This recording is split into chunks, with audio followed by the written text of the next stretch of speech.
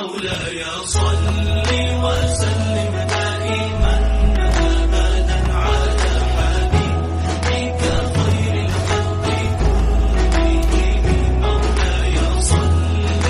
یہ انقلاب میں نے یہ دیکھا، میں کوئی لمبی چوڑی مبالغہ آرائی اور فضیلت بیان کرنے کے لیے حاضر نہیں آیا.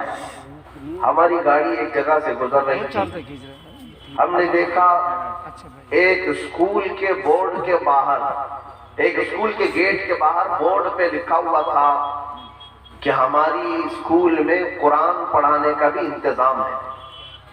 چلتے چلتے میں نے دیکھا، پوچھا تو پتا چلا کہ یہ پوری اسکول کی جو مینجمنٹ ہے وہ ہندو لوگ چلاتے ہیں،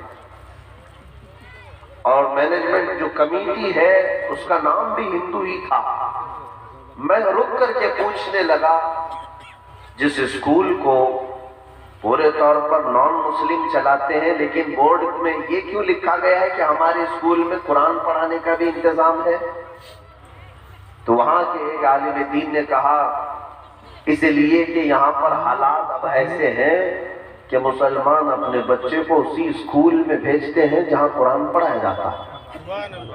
دماغ بن چکا ہے، یہ ذہن بن چکا ہے، کوئی اپنے بچوں کو نہیں بھیجتا. تو ہمارے بچوں کو اٹریکٹ کرنے کے لیے چاہے وہ مسلم اسکول ہو کہ نان مسلم اسکول ہو، وہ قرآن پڑھاتے ہی ہیں. ایک مدرس ہمارا بھی رکھتے ہیں، اگرچہ مینجمنٹ ان کی ہو، تاکہ مسلمان بچے بھی ہمارے پاس آ کر پڑھ سکیں. یہ انقلاب ہم نے دیکھا میرے عزیزوں.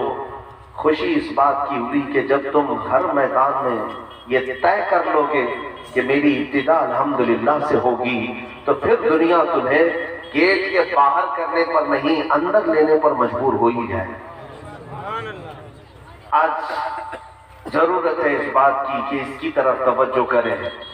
آپ کی سرزمین سیمانچل جیسے مولانا صاحب بتا رہے تھے، اکثر لوگ مزدوری کرتے ہیں، کیا فرق پڑتا ہے؟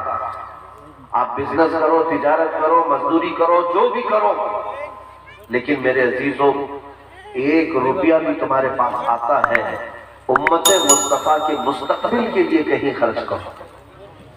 آپ اپنا مائنڈ سیٹ کر لو کہ کہاں ہماری رقم جا رہی ہے.